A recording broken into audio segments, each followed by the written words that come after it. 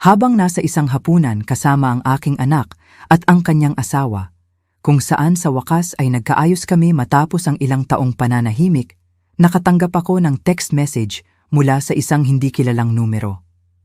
Tumayo ka at umalis ngayon din. Huwag kang magsabi ng kahit ano sa anak mo. Nagpasya akong makinig at nalaman ko ang kakilakilabot na katotohanan na nagpatayo ng aking balahibo. Pagkalipas ng 30 minuto, kumakatok na ang mga pulis sa kanilang pinto. Hindi kayo maniniwala sa sumunod na nangyari. Bago tayo magpatuloy, maligayang pagdating sa aming channel na Kwentong Lola Volt. Mag-subscribe sa channel at ipaalam sa amin sa comments kung saan kayo nakikinig.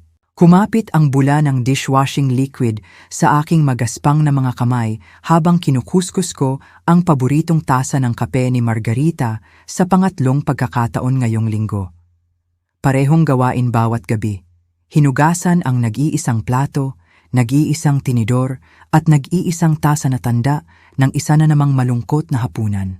Pakiramdam ko ay napakalawak at walang laman ng kusina kung wala ang kanyang paghuni habang nagluluto, kung wala ang malambing niyang pagsaway tungkol sa pag-iiwan ko ng dyaryo sa mesa.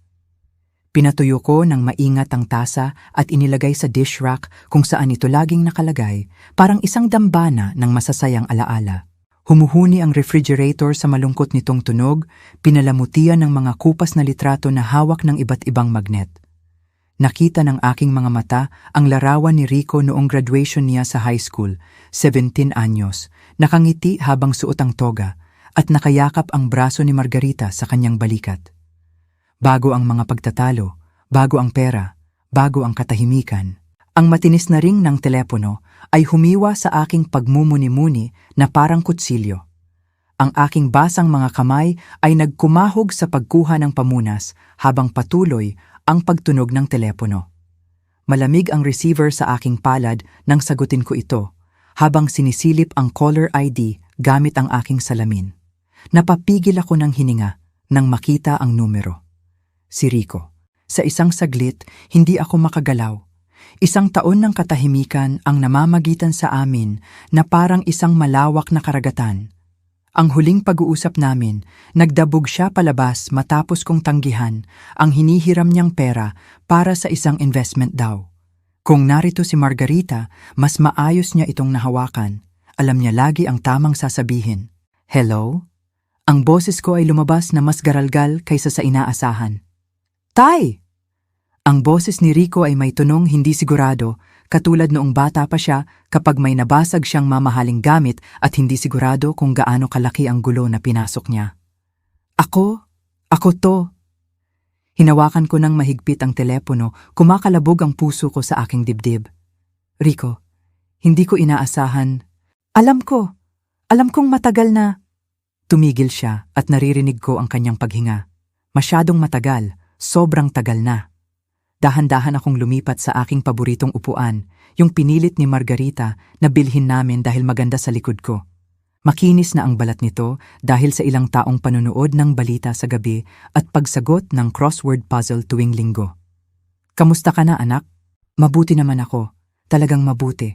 Kami ni Emma, nag-uusap kami at napagtanto namin kung gaano namin namimiss na nandito ka. Kung gaano namin namimiss ang pamilya. Ang salitang iyon ay lumutang sa hangin sa pagitan namin.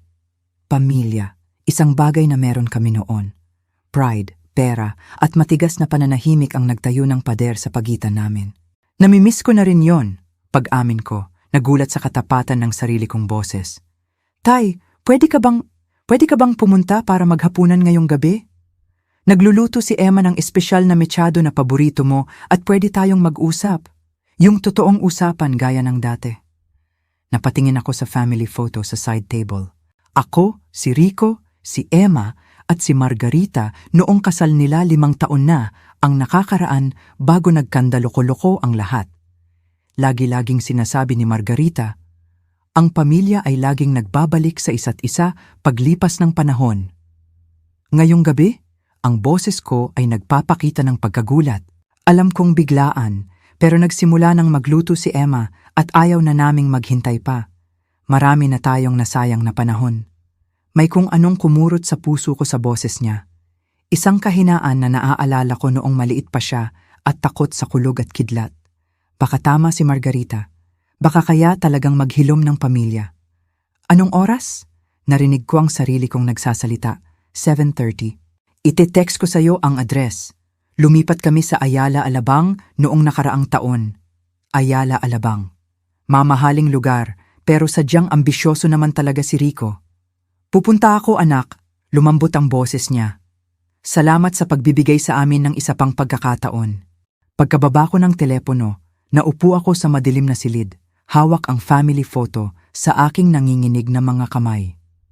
Nakangiti si Margarita sa akin mula sa frame at halos marinig ko ang bulong niya. Oras na, Ernesto, oras na para umuwi. Ang katahimikang sumunod ay tila iba, puno ng pag-asa sa halip na kawalan. Maingat kong ibinalik ang litrato at tumayo mula sa upuan nang may layunin na hindi ko naramdaman sa loob ng ilang buwan. Magiging iba ang gabing ito. Ngayong gabi, babalik sa akin ang anak ko. Sa itaas, ang kwarto ko ay parang museo ng mga alaala. Ang mga bote ng pabango ni Margarita ay nakahanay pa rin sa kanyang tukador. Ang mga alikabok ay sumasayaw sa liwanag ng hapon na tumatagos sa mga kurtinang lase. Binuksan ko ang aking aparador at hinawi ang mga pambahay na damit hanggang sa makita ng aking mga daliri ang asul na Amerikana na nakabalot sa plastik. Ang tela ay maganda sa pakiramdam, telang pinili ni Margarita nang sorpresahin niya ako nito para sa graduation ni Rico. Kailangan mo ng magandang suot para sa mga importanteng okasyon, sabi niya habang inaayos ang kwelyo gamit ang kanyang maingat na mga kamay. At ang pagtatapos ng anak natin ay talagang importante. Dinala ko ang Amerikana sa kama at dahan-dahang inalis ang balot. Inaalala kung gaano ako ka-proud habang naglalakad sa auditorium na iyon. Nakakawit si Margarita sa braso ko. Pinapanood si Rico na umakyat sa entablado. Ang parehong Amerikana na ito ang kasama ko sa mga job interview, anibersaryo at sa libing ni Margarita. Ngayong gabi, sasaksihan nito ang isa pang mahalagang yugto. Ang mainit na tubig sa shower ay nagpaluwag ng aking mga kalamnan. Hindi ko na malayang nakakuyom pala ako. Habang nag-aahit, nahuli ko ang aking refleksyon na pinagmamasdan ako ng may pag-asa. Kailan ba ako tumanda ng ganito? Ang mga linya sa paligid ng aking mga mata ay lumalim at puting buhok na ang nangingibabaw sa aking sentido. Mapapansin kaya ni Rico? Makikita kaya ni Emma kung gaano ako naging malungkot? Ang kolona ni Margarita ay nasa counter ng banyo kung saan ko ito iniwan matapos siyang pumanaw. Chanel No. 5 ang regalo niya sa sarili tuwing Pasko. Hinawakan ko sandali ang bote, saka inabot ang sarili kong aftershave. Ang ilang alaala ay masyadong mahalaga para hiramin. Bihis at handa na, sinuri ko ang aking sarili sa huling pagkakataon. Kasya pa rin naman ang Amerikana kahit medyo maluwag ng kaunti kaysa dati. Pumili ako ng isang bote ng mamahaling whiskey mula sa estante, isang peace offering, bagay na magtutulay sa pagitan ng nakaraang sakit at pag-asa sa hinaharap. Nag-vibrate ang phone ko sa text ni Rico.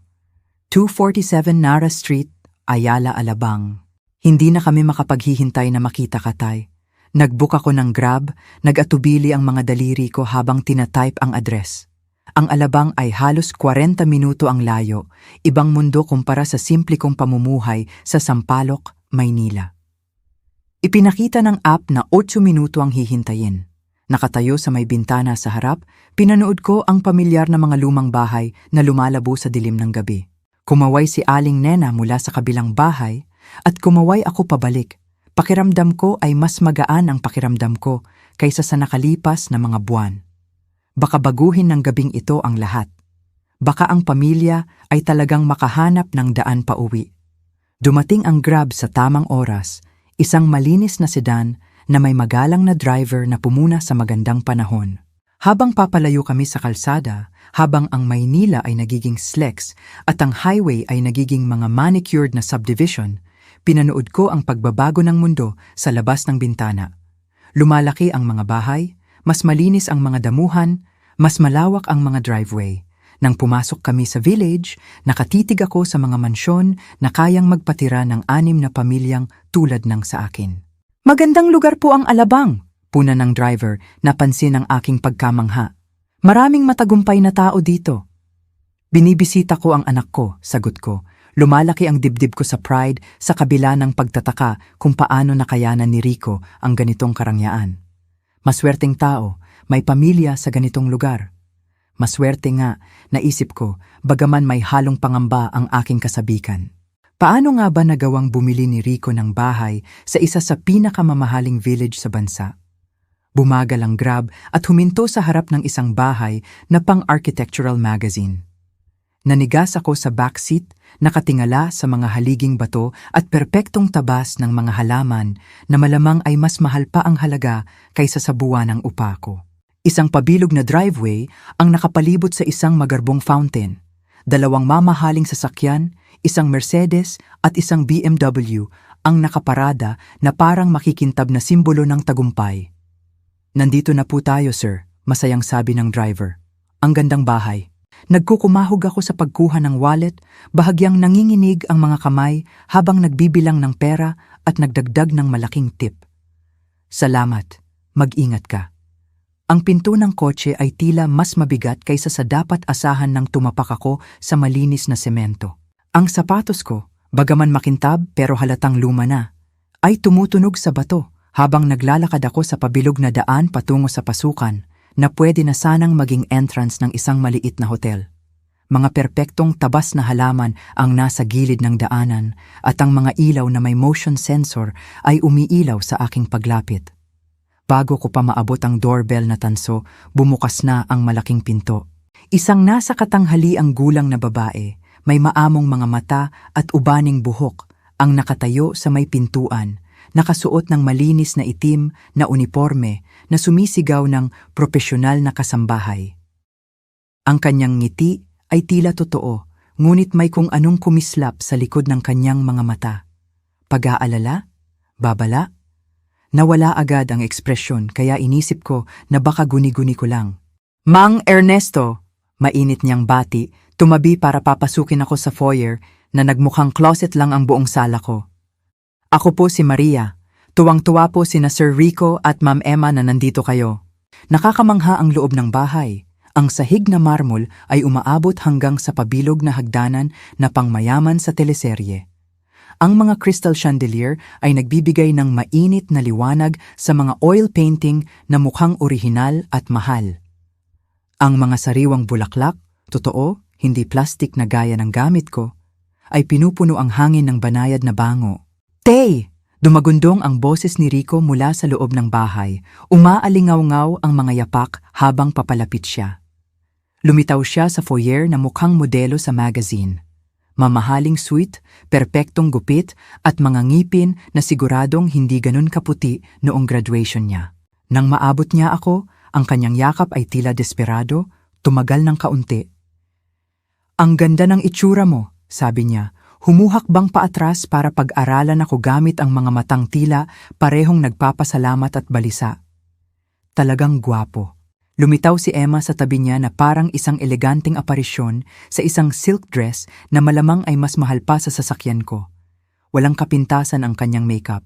Ang kanyang alahas ay simple pero halatang mahal. Ang kanyang ngiti ay napaka-perpekto, parang praktisado. Ernesto! Humalik siya sa pisngi ko, binalot ako ng mamahaling pabango. Napakaganda mong tingnan. Masaya kaming nandito ka. Napangiti ako, pero nalulula pa rin sa karangyaan sa paligid namin. Ang gandang lugar nito. Paano mo? Real estate? Mabilis na sumabat si Rico. Ang tawa niya ay medyo pilit. Nasaktuhan lang ang market sa tamang oras. Swerteng timing lang talaga. May kung ano sa tono niya na nagpatigil sa akin. Pero kinuha na ni Emma ang braso ko nang may praktisadong kilos. Halika, magpahinga ka muna. Maria, pakikuha ang coat ni Mang Ernesto. Iniabot ko ang aking Amerikana, ang pinakamaganda kong suot, bagaman bigla itong naging luma sa pakiramdam sa paligid na ito. Tinanggap ito ni Maria ng may isa pang mabait ngunit nababalisang ngiti at nawala patungo sa kung saan ko inaakalang closet na kasya ang isang maliit na pamilya. Dinala ko to. Sabi ko, inaalok ang bote ng whiskey na pinili ko ng maingat. Naisip ko na pwede tayong uminom. Lumiwanag ang mukha ni Rico nang suriin ang label. Tay, ang ganda nito. Hindi ka na sana nag-abala, pero natutuwa akong ginawa mo. Tinapik niya ang balikat ko nang may sigla na tila pilit. Nagluluto si Emma buong hapon. Naalala niya kung gaano mo kagusto ang mechado. Paano naalala ni Emma ang gusto kong pagkain? Siguro ay 3 beses lang kaming nagsalo sa pagkain sa loob ng 5 taon at hindi ko matandaan na naging topic ang mechado. Pero ang ngiti niya ay napakainit, napaka-welcoming kaya isinantabi ko ang isipin. Napakabait mo, sabi ko sa kanya, totoo sa loob ko, sa kabila ng pagkalito. Ang pamilya ay nag-aalagaan sa isa't isa. Maayos niyang sagot habang nakakawit ang braso sa akin. Yan ang pinakamahalaga. Dinala kami ni Rico patungo sa kung saan ko inaakalang dining room. Ang hakbang niya ay puno ng kumpiyansa. Pero may kung anong tensyon sa paligid ng kanyang mga mata. Nawala si Maria sa kailaliman ng bahay. Iniwan kami sa perpektong tagpo ng reunion ng pamilya. Habang naglalakad kami sa mga kwartong pang-decorating magazine, sinubukan kong ipagkasundo ang halatang yaman na ito sa anak na humingi sa akin ng pera 1 taon lang ang nakakaraan. Bumukas ang dining room sa harap namin na parang eksena sa pelikula. Mahogany na mesa na nakaset para sa 4 na may china na kumikislap sa ilaw ng chandelier sa itaas. Ang pilak ay kumikinang laban sa puting mantel at ang amoy ng nilulutong mechado ay naaamoy mula sa likod ng swinging doors. Malamang ay papunta iyon sa kusinang mas malaki pa sa apartment ko. Ang ganda, bulong ko, totoong humahanga. Napangiti si Emma sa papuri. Gusto naming maging espesyal ang gabing ito. Gusto naming magsimula muli, Ernesto. Tayong lahat.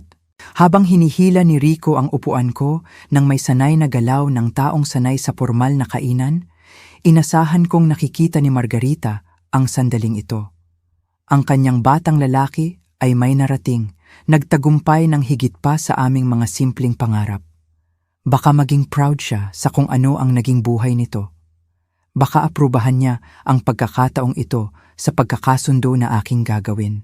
Ang dining room ay sumalubong sa amin. Ang mga basong kristal ay sumasalo sa mainit na ilaw ng chandelier, naghahatid ng maliliit na bahaghari sa mga plansadong puting linen. Ang bawat setting ng plato ay mukhang likhang sining. Maraming tinidor na nakaayos ng may katumpakan. Mga telang napkin na nakatupi ng perpekto.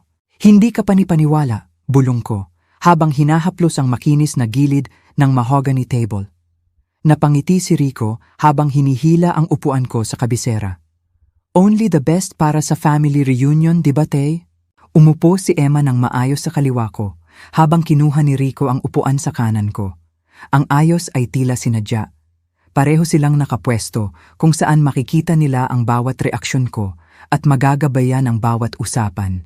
Tahimik na lumitaw si Maria mula sa kusina. May dalang mga appetizer na nakaayos na parang maliliit na eskultura. Simulan natin sa whiskey mo, pahayag ni Rico. Binubuksan na ang bote na dala ko. Ang likidong kulay amber ay kumislap sa ilaw habang nagbubuhos siya ng maraming takal sa mabibigat na basong kristal. Kailangan dito ng tamang tagay. Iniabot niya sa akin ang basong mas puno kaysa sa isasalin ko para sa sarili ko. Ang init ng whiskey ay kumalat sa aking dibdib habang itinaas ni Emma ang kanyang wine glass nang may theatrical na galaw. Para sa pamilya, sabi niya, nagliliwanag ang ngiti sa pagpapatawad at bagong simula. Kay inay, dagdag ni Rico, bahagyang garalgal ang boses. Gugustuhin niyang magkakasama tayo ng ganito. Matamis na gumuhit ang whiskey habang umiinom kami. Laging sinasabi ni Margarita, ang alak ay nagpapaluwag ng dila at puso. Ngayong gabi, napapaligiran ng ganitong karangyaan, napaisip ako kung ano kaya ang iisipin niya sa marangyang pagpapakitang ito. Kwento mo naman sa amin ang tungkol sa mga restaurant. Humilig paharap si Emma, na tila interesado. Sabi ni Rico, nakabuo ka raw ng imperyo mula sa wala. Masyadong malaking salita ang imperyo. Uminom pa ako ng kaunti, pakiramdam ko ay hindi karaniwang relax ako. Puro pagsisikap lang at tiwala sa mga tao.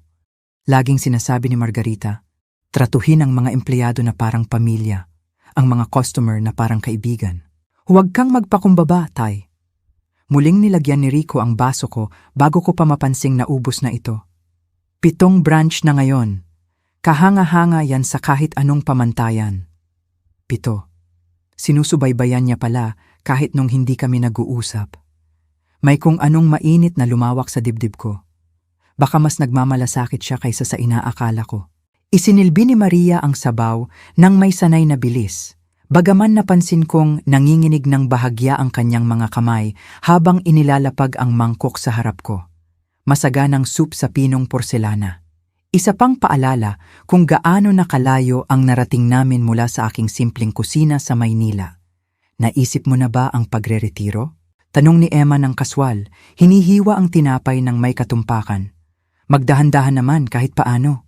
Abala ako sa mga restaurant. Ito ang binuo namin ni Margarita ng magkasama. Napainom ako ng mas malaya kaysa sa karaniwan. Ang kombinasyon ng mabuting kasama at masarap na alak ay nagpapawala ng pagpipigil na iningatan ko ng ilang buwan. Bawat branch ay may bakas niya.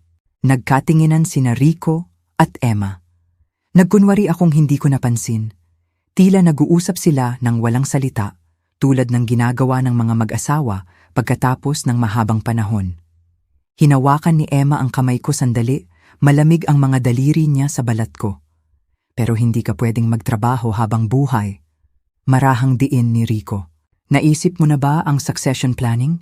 Yung mga legal na aayusin para sa hinaharap? Ang tanong ay tila partikular, pero dahil sa alak, mukhang walang mali siya ang lahat. Isang araw sa bawat pagkakataon, anak, isang araw lang. Lumitaw si Maria dala ang main course, mechado na amoy ang recipe ni Margarita. Paano nalaman ni Emma? Ang galing nito, sabi ko sa kanya ng tapat.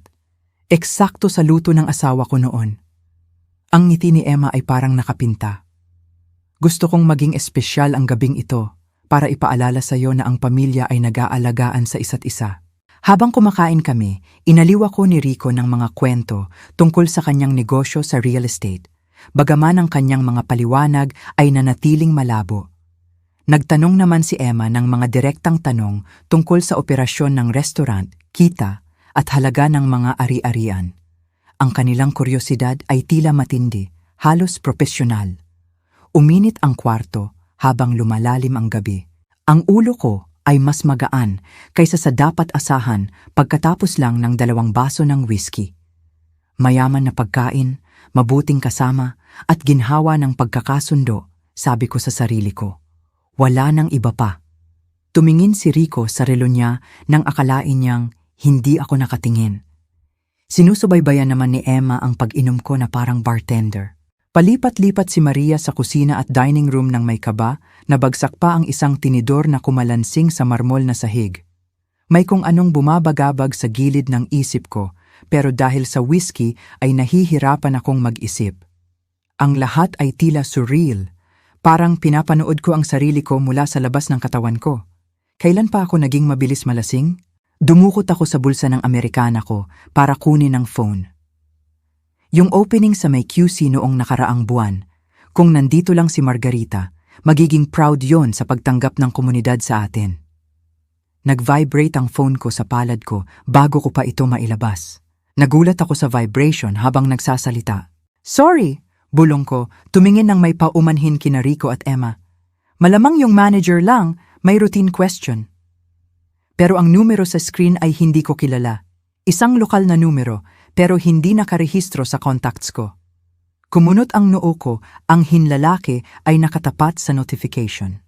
Ang mga emergency sa restaurant ay galing sa mga pamilyar na numero. Si Miguel mula sa branch sa Makati, si Sarah mula sa QC, si Tony mula sa bago naming venture. Nag-buzz ulit ang phone, mas mapilit sa pagkakataong ito. Ayos lang ba ang lahat? Tanong ni Rico, humilig paharap na may tila labis na pag-aalala. Hindi pamilyar na numero lang. Tinakpan ko ng bahagya ang screen gamit ang napkin, dala ng isang instinct na hindi ko maipaliwanag. Ang text message ay lumabas sa malalaking letra. Tumayo ka at umalis. Ngayon din, huwag kang magsasabi ng kahit ano sa anak mo. Nanlamig ang dugo ko. Ang eleganting dining room ay biglang parang tumagilid, bagaman hindi ko masabi kung dahil ba ito sa gulat o sa whiskey na nagpapahilo sa akin. Binasa ko ulit ang mensahe, sigurado akong mali ang pagkakaintindi ko. Parehong mga salita, Parehong agarang utos. Tay, ang boses ni Emma ay tila nanggagaling sa malayo. Namumutla ka. Masama ba pakiramdam mo? Pinilit kong gawing normal ang itsura ko, ibinabalik ang phone sa bulsa gamit ang mga kamay na nanginginig ng higit sa nararapat. Ayos lang, yung pagkain lang siguro, medyo nabigla ang tiyan ko. Pero hindi ako ayos. Mayroong hindi kilalang tao na may private number ko, alam kong nasaan ako, at naramdamang kailangang balaan ako tungkol sa ano? Tungkol kay Rico? Tungkol sa perpektong gabing ito na biglang parang isang palabas sa entablado. Ang baso ng whiskey sa kamay ko ay tinamaan ng ilaw ng chandelier. Ang likidong amber ay umiikot habang nanginginig ang mga daliri ko nang hindi halata. Kailan ako nahilo ng ganito? Hindi dapat ako tamaan ng 2 baso ng ganito kalakas. Hindi kong may laman ng tiyan. Baka kailangan mo ng tubig. Suhestyon ni Emma ng maayos, sumesenyas na kay Maria. Pinag-aralan ni Rico ang mukha ko nang may matalim na atensyon. Sigurado kang okay ka lang? Namutla ka talaga kanina. Sigurado ako. Ang kasinungalingan ay lumabas ng mas madali kaysa sa dapat. Kailangan ko lang mag-i-excuse muna ako sandali. Sa banyo? Oo. Siyempre. Itinuro ni Rico ang pasilyo. Pangalawang pinto sa kaliwa, hihintayin ka namin. Dinadala na ni Maria ang dessert. Tumayo ako ng maingat, sinusubukan ang balanse ko. Bahagyang umugoy ang kwarto pero nagawa kong maglakad ng normal patungo sa pasilyo. Sa likod ko, ang mga boses ni Rico at Emma ay nagpatuloy sa mahina at nag-aalalang tono. Ang pasilyo ay mahaba, puno ng mamahaling likhang sining at banayad na ilaw. Ang pangalawang pinto sa kaliwa ay papunta sa inaakala kong powder room. Pero sa halip na kumaliwa, may kung anong nagtulak sa akin na dumiretsyo patungo sa mukhang pasukan ng kusina. Ang mensahe ng unknown number ay nagliliyab sa isip ko. Kung sino man ang nagpadala nito ay may alam na hindi ko alam. May naramdaman siyang panganib para sa akin kaya sumugal siyang balaan ng isang estranghero. Si Maria ay nakatayo sa isang malaking lababo, naghuhugas ng mga kristal na baso ng may katumpakan. Nakatalikod siya sa akin pero hindi niya pinansin ang presensya ko kahit narinig ang mga yapak ko sa sahig na marmol. Ipinagpatuloy niya ang trabaho na parang invisible ako. Ang pinto sa likod ng kusina ay nasa kabila lang niya, papunta sa mukhang hardin. Kalayaan, sariwang hangin, espasyo para mag-isip ng malinaw malayo sa mapagmasid na mga mata ni Rico at Emma. Tahimik akong dumaan sa likod ni Maria, inaasahan kong lilingon siya, tatanungin ako o aalertuhan ang mga amo niya. Hindi siya tumingin mula sa paghuhugas, bagaman bahagyang nanigas ang balikat niya nang dumaan ako. Bumukas ang pinto ng walang ingay patungo sa isang damuhan na pwede nang maging parte ng country club. Inilawan ng motion sensors ang dinadaanan ko sa perpektong tabas na damo patungo sa gate sa likod ng bakod ng property. Mabigat ang phone sa bulsa ko, dala ang misteryosong babala na parang bombang tiktak. Ang mga ilaw sa kalsada sa labas ng bakod ay nangangako ng kaligtasan. Distansya mula sa kung anumang panganib ang nag-udyok sa mensaheng iyon. Binilisan ko ang lakad, ang aking sapatos ay dumudulas ng bahagya sa basang damo. Hindi na inaalintana ang mantsa o itsura. Bumukas ang gate sa isang tahimik na residential street na puno ng mga mansyon na malamang ay tirahan ng mga milyonaryo at ng kanilang mga sikreto.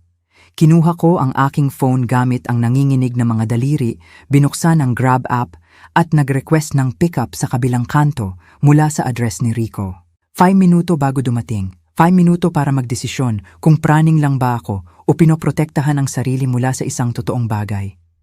Ang phone sa kamay ko ay parang ebidensya ng sabwatan o paranoia. Hindi ko masabi kung alin, pero ang mensaheng iyon, ang mga letrang nakakapital, ay gumising sa bawat survival instinct na itinuro sa akin ng praktikal na karunungan ni Margarita. Kapag may nagbabala sa'yo tungkol sa panganib, lagi niyang sinasabi, makinig ka muna at magtanong sa kana. Ang headlights ng Grab ay lumitaw sa dulo ng kanto, humiwa sa dilim ng subdivision na parang salbabida. Sumakay ako sa likod, ibinigay sa driver ang address ko sa Maynila at agad na tinawagan ang numero na sumira sa gabi ko.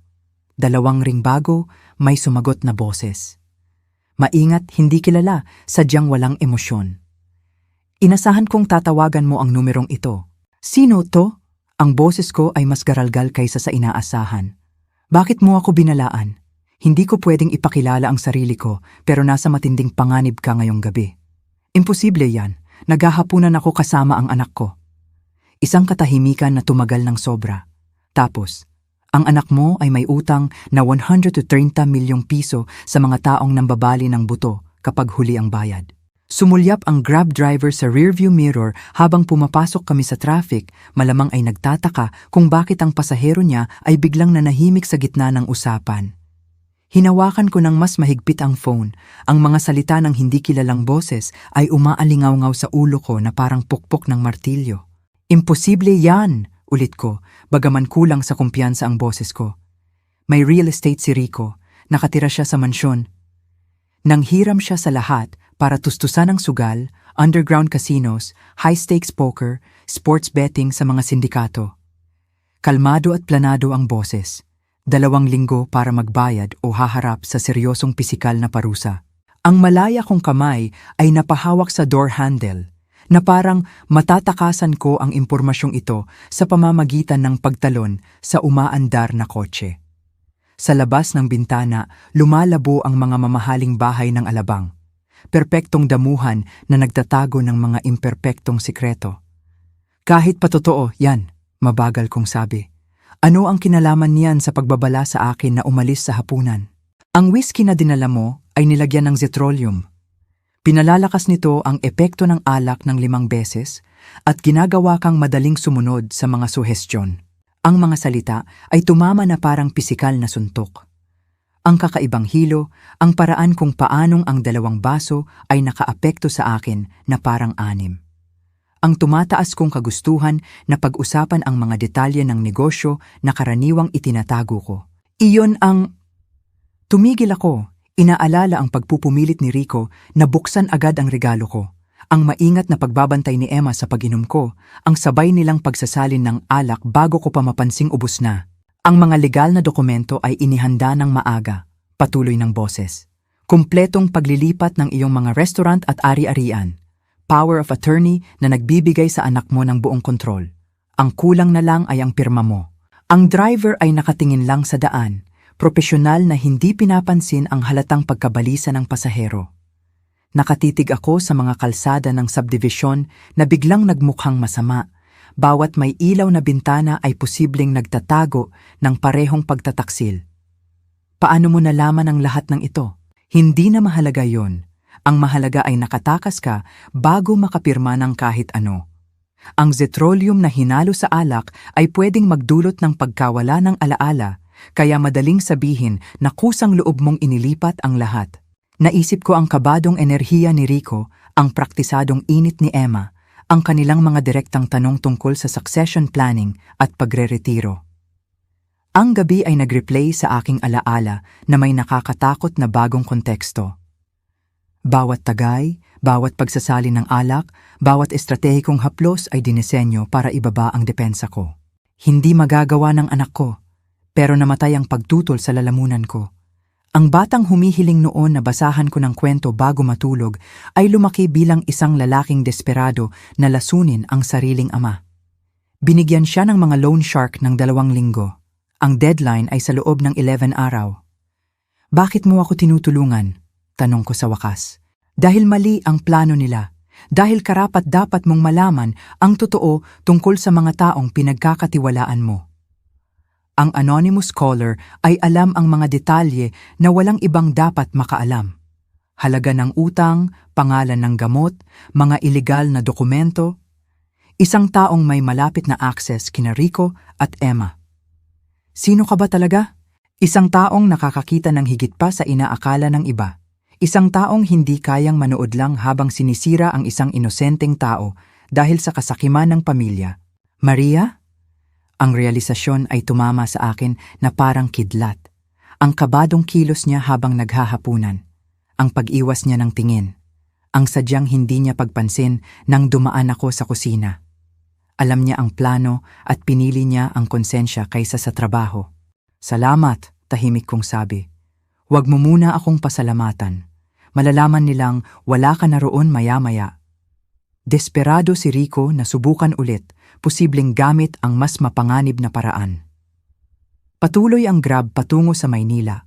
Bawat kilometro ay nagdaragdag ng distansya sa pagitan ko at ng anak na akala ko ay kilala ko.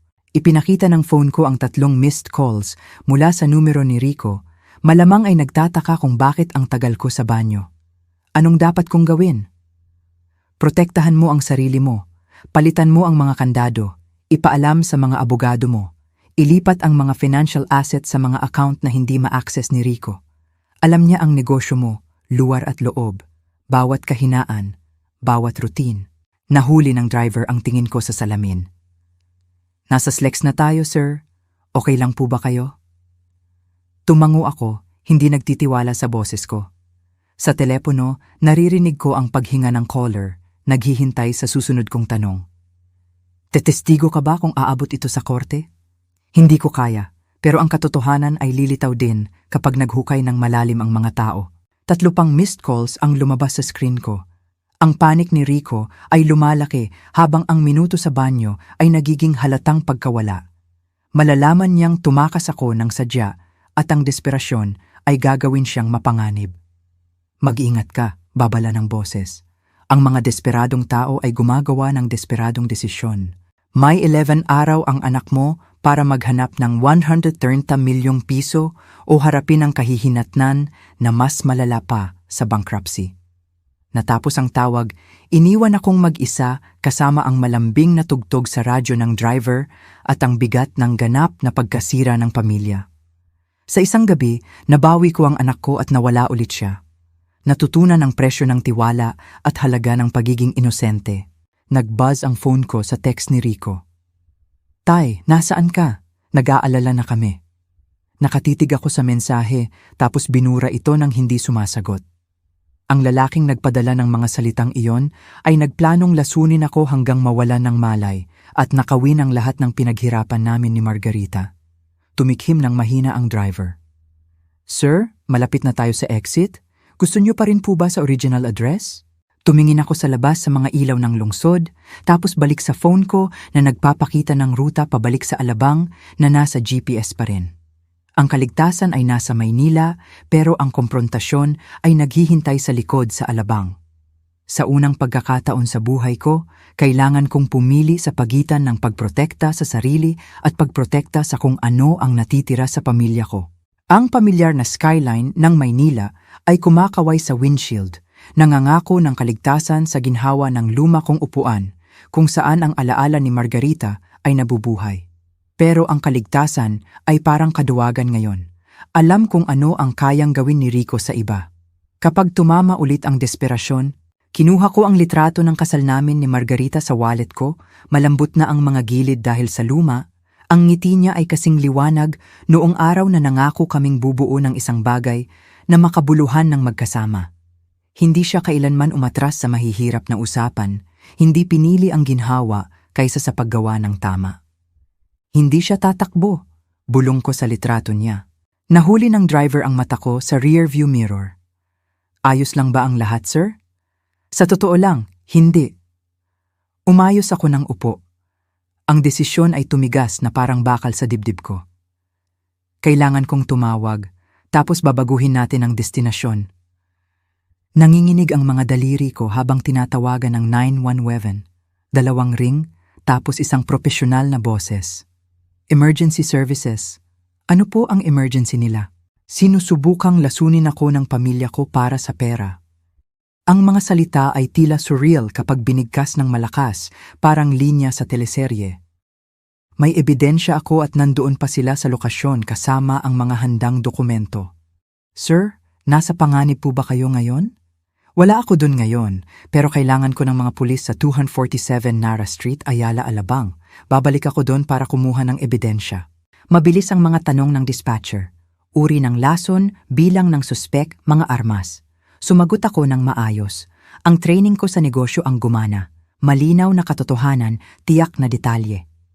Papunta na ang mga pulis. Dadating sa loob ng 20 minuto. Sir, mahigpit kong ipinapayo na huwag bumalik sa lugar na iyon hanggang hindi ko naiintindihan ang panganib. Nakatitig sa akin ang litrato ni Margarita, ang mga mata niya ay may ekspresyon na suot niya kapag kailangan kong maging mas matapang kaysa sa nararamdaman ko. Pero kung hindi ako babalik, sisirain nila ang ebidensya at susubukan ulit ito sa iba. Pagkababa, humilig ako paharap sa driver. Nagbago ang plano? Babalik tayo sa Alabang? Sir, mukhang problemado kayo. Baka dapat pag-isipan niyo muna to. Hindi ito padalos-dalos na desisyon. Sinalubong ko ang mata niya sa salamin. Minsan kailangan mong pumili sa pagitan ng pagiging ligtas at paggawa ng tama. Ang biyahe pabalik ay iba sa pakiramdam kaysa kanina. Ang mga ilaw sa kalsada ay nagpapaliwanag ng determinasyon sa halip na kalituhan, layunin sa halip na sakit.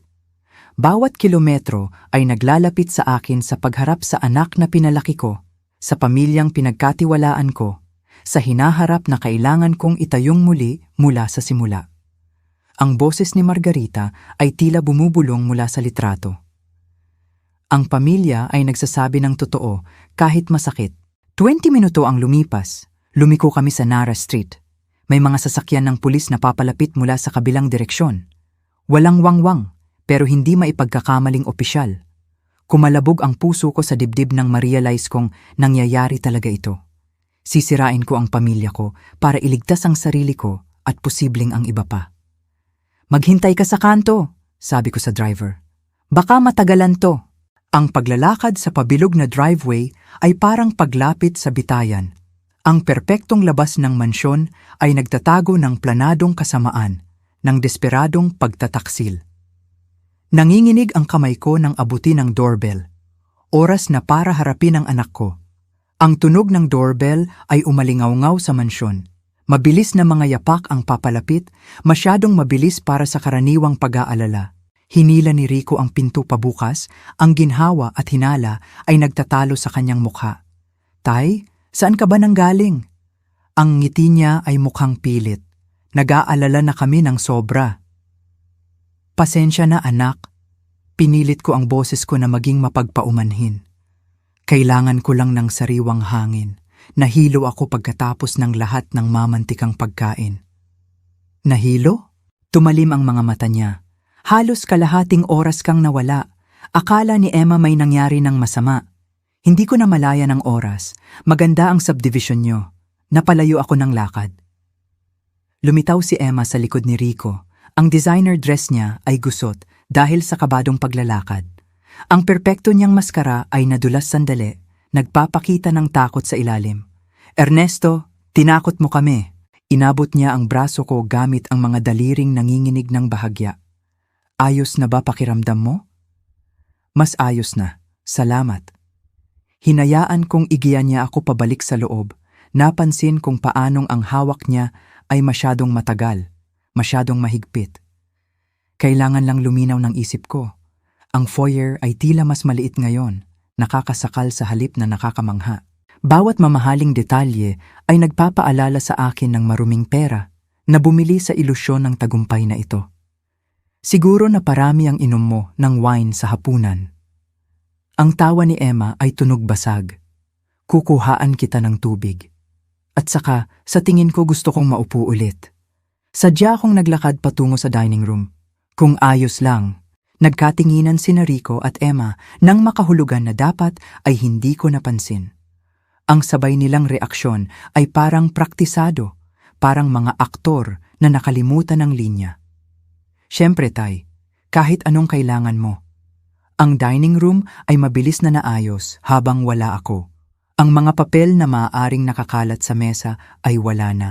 Si Maria ay mabilis na gumagalaw sa pagitan ng kusina at dining room. Ang kabadong enerhiya niya ay mas halata kaysa kanina. Naupo ako ulit sa kabisera, napansin kung paanong pumuwesto sina Rico at Emma sa tabi ko gaya ng dati. Ang mga kristal na baso ay nakuha na. Ang mga plato ay nakatumpok na, pero ang tensyon sa hangin ay matindi. Sana hindi mo mamasamain, maingat na sabi ni Emma. Pero nagligpit na kami ng kaunti. Ayaw naming iwan kay Maria ang sobrang daming trabaho. Very considerate. Ngiti ko ng walang gana, iniisip kung anong ebidensya ang itinago nila habang wala ako. Pinukpok ni Rico ang mga daliri niya sa mahogany table, isang kabadong habit mula pagkabata na nagpapakita ng kanyang pagkabalisa ngayon. So Tay, magaling na ba talaga pakiramdam mo? Wala nang hilo o kalituhan? Ang tanong ay may laman na nagkunwari akong hindi narinig. Malinaw pa sa sikat ng araw, anak. Nakatulong ang sariwang hangin. Humilig si Emma ng may planadong pag-aalala. Alam mo, ang matatabang pagkain ay iba ang epekto habang tumatanda tayo. Siguro sa susunod, mas magaan na pagkain ang ihanda natin. Sa susunod, na parang mayroon pa pagkatapos ngayong gabi. Matibay ang katawan ko, sagot ko ng patag. Kailangan ng higit pa sa masarap na pagkain at alak para pabagsakin ako. Lumitaw si Maria na may dalang mga baso ng tubig, matalas at mabilis ang kilos. Nang ilapag niya ang sa akin, ang mga daliri niya ay dumaplis sa gilid ng mesa sa kung anong maaaring aksidenteng panginginig. Tumingin si Rico sa relo niya, isang galaw na sobrang nipis na halos hindi ko mapansin. Kung anumang deadline ang hinahabol nila ay umiikli na. O sige, sabi niya ng may pilit na sigla, dahil mas maayos na pakiramdam mo, baka pwede nating ituloy ang gabi. Alam kong inaabangan ni Emma ang kwentuhan. Talaga, ang nangiti ni Emma ay kayang pailawin ang chandelier. Marami tayong dapat pag-usapan, pero may nagbago habang wala ako. Ang desperasyon nila ay lumalabas sa mga bitak ng kanilang pagpapanggap at nararamdaman kong ang gabi ay papunta na sa sukdulan. Biglang tumayo si Rico at pumunta sa lalagyan ng alak. Tay, isa pang tagay bago matapos ang gabi. Halos hindi mahalata ang panginginig ng kamay ni Rico habang nagsasalin ng whiskey sa bagong baso. Pinanood ko siya, napansin kung paano siya nagtagal sa baso ko. Nagdagdag ng ekstrang likido na iba ang kislap sa ilaw kaysa sa amber na alak. Alam mo, simula ko ng kaswal, gusto kong ikwento sa iyo ang araw na ipinanganak ka, Rico. Nanigas ng bahagya ang balikat niya. Tay, sweet naman yan, pero baka dapat mag-toast muna tayo. Sayang tong whiskey kung iinit lang. Importante to, anak. Sumandal ako sa upuan, payapang nakatiklop ang mga kamay. Ang nanay mo ay nag-labor ng 13 na oras. Pinakamahabang araw sa buhay ko. Humilig si Emma ng may pilit na sigla. Ernesto, mawawala ang lasa ng whiskey kung maghihintay pa tayo. Hindi ba pwedeng uminom at makinig ng sabay? Pasensya, iha. Ang ilang kwento ay hindi pwedeng madaliin. Pinanood ko si Rico na dala ang mga baso papunta sa mesa. Napansin ang kaunting latak na umiikot sa baso ko ng tamaan ng ilaw. Saan na ba ako? Oo. Kumbinsido si Margarita na may mali dahil ang tagal ng labor. Maingat na ibinaba ni Rico ang baso ko. Sinigurong makikita ko ang dami ng isinalin niya. Ang baso niya ay mas kaunti ang laman, malinaw na malinaw, walang anumang kakaibang butil. Sinisiguro ng doktor na normal ang lahat. Nagpatuloy ako, itinaas ang baso na parang sinusuri ang kulay ng whiskey. Pero ang nanay mo ay may kutob sa mga ganitong bagay. Alam niya lagi kapag may hindi tama. Nakakamangha, sabat ni Emma. Ang ngiti ay nagiging banat na banat. Pero siguradong umiinit na ang tagay na yan. Mas masarap ang kwentong pamilya kapag may alak. Inikot ko ng dahan-dahan ang baso. Pinapanood ang mga dayuhang butil na sumasayaw sa likidong amber. Zetrolium, ayon sa anonymous caller. Sapat na para pasunurin ako, gawing sunod-sunuran, at madaling papirmahin para ibigay ang lahat ng pinaghirapan namin ni Margarita. Tama ka tungkol sa paglasap ng masarap na whiskey. Pagsang-ayon ko, inilalapit ang baso sa labi ng hindi umiinom. Laging sinasabi ni Margarita na ang pasensya ay nagpapasarap sa lahat. Kumibot ang mata ni Rico. Tay, kanina ka pa nagsasalita, umiinit na talaga ang whiskey. Mabilis ang oras kapag nagbabahagi ng alaala. Gumalaw ako ng malawak gamit ang baso, ginagamit ang kilos para umiwas sa aktwal na pag-inom. Nabanggit ko na ba kung gaano kakaliit nun? 6 pounds lang, pero napakalakas ng kapit mo. Biglang tumayo si Emma at pumunta sa likod ng upuan ko. Ang mga kamay niya ay humawak sa balikat ko nang may praktisadong paglalambing. Ernesto, napakagaling mong magkwento. Bakit hindi tayo mag-toast para sa kapanganakan ni Rico? Tapos ituloy mo. Ang mga daliri niya ay diin sa balikat ko nang may pagpupumilit. Ramdam ko ang desperasyon niya sa hawak niya. Ang plano ay nasisira at alam nila iyon. Sabi ng nanay mo magiging matigas ang ulo mo mula sa unang araw. Patuloy ko, nagkukunwaring hindi napansin ang diin ni Emma. Tama siya, di ba? Kapag may ginusto ka, walang makakapigil sa'yo. Bahagyang nabasag ang composure ni Rico. Tay, parang awa mo na, isang lagok lang, tapos ikwento mo tungkol kay nanay. Ang bagay tungkol sa katigasan ng ulo, muni-muni ko, hawak pa rin ang hindi nagagalaw na baso. Ay pwede itong maging birtud o bisyo. Laging nag-aalala si Margarita kung alin ang pipiliin mo. Tumahimik ang kwarto, maliban sa mahinang kalansing ng paghuhugas ni Maria sa kusina. Nakatitig sa akin sina Rico at Emma nang may halatang inis. Ang perpekto nilang plano ay nawawasak sa bawat minutong lumilipas. Sa tingin ko, mabagal kong sabi, madudurog ang puso ni Margarita kung makikita niya ang mga pinili mo. Namutla ang mukha ni Rico. Anong ibig mong sabihin? Bago ako makasagot, 3 malakas na katok ang umalingaw-ngaw mula sa pintuan sa harap. May awtoridad, hindi maipagkakamali. Pulis! Buksan ang pinto! Dumulas ang baso sa mga daliri ni Rico, nabasag sa marmol na sahig habang nawalan ng kulay ang kanyang mukha. Ang metal na tunog ng posas ay humiwa sa katahimikan ng dining room na parang hatol ng hukom. Nanigas si Rico, ang mukha niya ay kulay ng lumang papel habang humahakbang ang senior officer ng may awtoridad. Kinuha ko ang phone ko, nakatitig sa numero na nagligtas sa buhay ko. Sa totoo lang, kailangan ko munang tumawag para pasalamatan ang taong karapat-dapat makaalam kung paano ito natapos.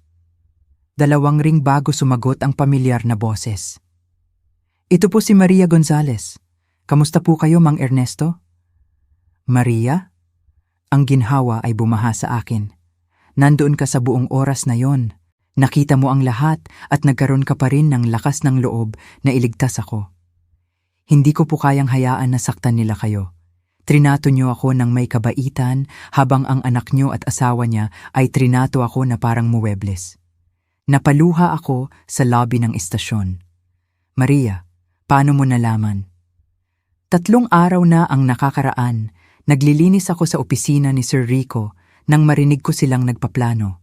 Nagsasalita sila na parang hindi ako tao. Ang kaswal na kalupitan ay mas masakit pa sa tangkang paglalason.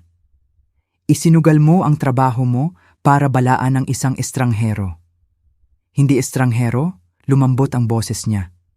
Isang mabuting tao na nagpaalala sa akin ng tatay ko na nagsasabi ng po at salamat at talagang tumitingin sa akin kapag nagsasalita.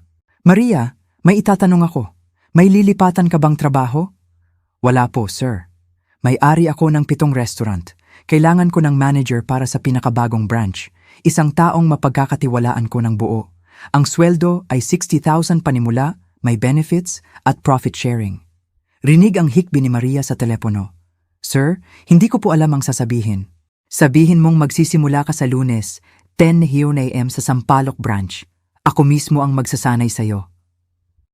Nang ibaba ko ang telepono, gumaan ang pakiramdam ko. Ang biyahe pabalik sa Maynila ay tahimik.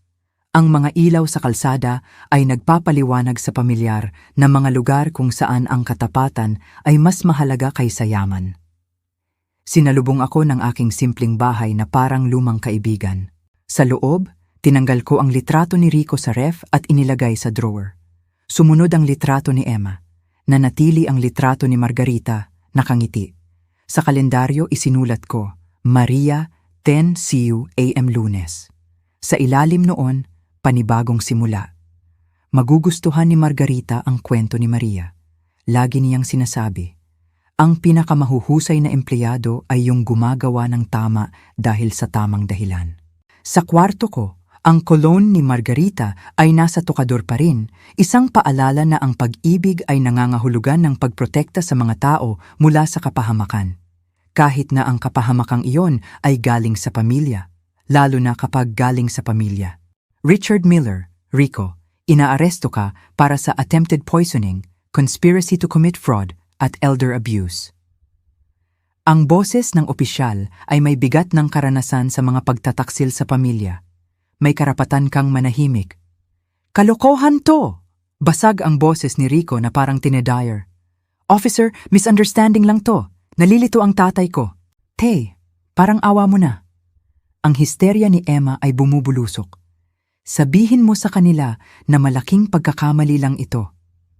Dahan-dahan akong tumayo, hawak pa rin ang baso ng may laso na whiskey. Yung isa pang baso na hindi nabasag o kaya'y itinuro ko ang nabasag. Walang pagkakamali. Ang basong ito ay may zetrolium. Inilagay ito ng anak ko para papirmahin ako sa mga dokumento. Tinanggap ng junior officer ang ebidensya. Tinitingnan ito sa ilaw. Ang mga dayuhang butil ay malinaw na nakikita. Sir, ang attempted poisoning ay may 8 hanggang 2 taong kulong. Imporma ng opisyal kay Rico habang kinakabit ang posas. Dagdag pa ang conspiracy at elder abuse. Nanghina ang tuhod ni Rico. 12 taon? Pero ang mga sindikato, papatayin nila ako kapag hindi ako nagbayad sa loob ng 11 araw? Namutla si Emma. Rico, tumahimik ka. Huwag ka nang magsalita. Pero wala na sa katinuan si Rico. Tay, hindi mo naiintindihan. Binantaan nilang babaliin ang mga binti ko. Tapos papatayin ako. Wala akong choice. May choice ka, tahimik kong sagot. Pinili mo ang sugal kaysa pamilya. Pinili mo ang krimen kaysa marangal na trabaho. Pinili mong lasunin ang sarili mong ama kaysa harapin ang kahihinatnan. Nagkatinginan ang mga pulis. Narinig na nila ang mga desperadong katwiran noon. Pero ang tangkang pagpatay sa ama para sa utang sa sugal ay partikular na nakakabagabag. Emma Miller, pahayag ng junior officer, inaaresto ka rin bilang kasabwat. Hindi! Ang perpektong kuko ni Emma ay kumapit sa gilid ng mesa. Wala akong plinano. Pinilit ako ni Rico na tumulong. Biktima rin ako. Ang ekspresyon ng senior officer ay nagpapahiwatig na narinig na niya ang depensang iyon ng maraming beses. Ma'am, may ebidensya na nag-research kayo ng mga gusto ng biktima at nakilahok sa paglalason. Habang dinadala sila palabas, lumingon si Rico nang may huling desperadong pagtatangka. Tay, paano mo nagawa ito sa sarili mong pamilya? Madudurog ang puso ni nanay. Pinahahalagahan ng nanay mo ang katapatan higit sa ginhawa, matatag kong sagot. Hindi niya mapapatawad ang sinubukan niyong gawin ngayong gabi. Lumitaw si Maria mula sa kusina. Ang propesyonal na maskara ay tuluyan ng nadulas para ipakita ang kasiyahan na may halong lungkot. Nasaksihan niya ang hustisya, pero naintindihan ang halaga nito. Tumahimik ang mansyon, maliban sa malayong tunog ng pagsara ng pinto ng kotse at pag-andar ng makina. Ang asul at pulang ilaw ay nagpinta sa mamahaling pader. Nakatayo ng mag-isa sa dining room kung saan sinubukan akong sirain ng pamilya ko, naramdaman ko ang presensya ni Margarita na parang mainit na kamay sa balikat ko. Ganon din ang pipiliin niya. Ang mamahaling kristal ay basag sa sahig, ang may lasong whiskey ay kumakalat na parang dugong tumapon. Nag-buzz ang phone ko sa text mula sa senior officer. Ang pagpoproseso sa istasyon ay aabutin ng 2-3 oras. Kakailanganin namin ang formal na salaysay niyo. Oras na para tapusin ang sinimulan ko, oras na para siguraduhin na maipapataw ang hustisya. Ang istasyon ng pulis sa Alabang, Muntinlupa ay buhay na buhay sa gabi. Sina Rico at Emma ay nakaupo sa magkahiwalay na selda. Ang kanilang mga designer na damit ay mukhang katawa-tawa sa kulay abong pader. Mang Ernesto, inilapag ni Detective Harrison, gawing Detective Santos, ang kape niya. Ikwento mo ulit sa akin ang tungkol sa zetrolium. Paano mo nalaman kung ano ang hahanapin? Anonymous tip. Tapat kong sagot. May tumawag na nagbabala sa akin tungkol sa plano. Alam nila ang tiyak na detalye. May ideya ba kayo kung sino? Naisip ko ang kabadong kilos ni Maria. Wala akong ideya, pero kung sino man siya, iniligtas niya ang buhay ko. Ang mga hikbi ni Emma ay umaalingaw-ngaw. Kasalanan to ni Rico, sigaw niya. Sumunod lang ako kasi takot ako. Itinaas ni Detective Santos ang kilay. Ang takot ay hindi karaniwang palusot sa sabwatan para pumatay. Ang mga numero ay tila surreal. Ang anak ko ay magpapalipas ng kanyang 40s sa kulungan dahil hindi niya matanggap ang responsibilidad sa kanyang adiksyon sa sugal. Tay! Biglang sumigaw si Rico nang makita ako sa salamin. Parang awa mo na, babayaran ko lahat. Magpaparehab ako. Magbabago ako. Ang parehong mga pangako noong huling pagtatalo namin. Mr. Miller, puna ng detective. Susubukan kanyang manipulahin ulit. Alam ko, laging sinasabi ng nanay niya na masyado akong malambot sa kanya. Lumitaw si Emma sa bintana ng selda niya. Ang makeup ay gumuhit sa pisngi niya. Ernesto, kausapin mo sila. Sabihin mo pinilit lang ako. Detective, may itatanong ako na importante. Humilig ako paharap. Yung anonymous na nagbabala sa akin, isinugal nila ang lahat para iligtas ang isang estranghero. Kung alam ko kung sino sila, gusto ko silang tulungan. Naiintindihan ko, kung lumutang sila, sisiguraduhin naming maitala ang kooperasyon nila. 3 oras ang lumipas tapos na ang mga papel. Nakatayo ako sa lobby. Ihahatid na po namin kayo sa Maynila, sabi ng pulis.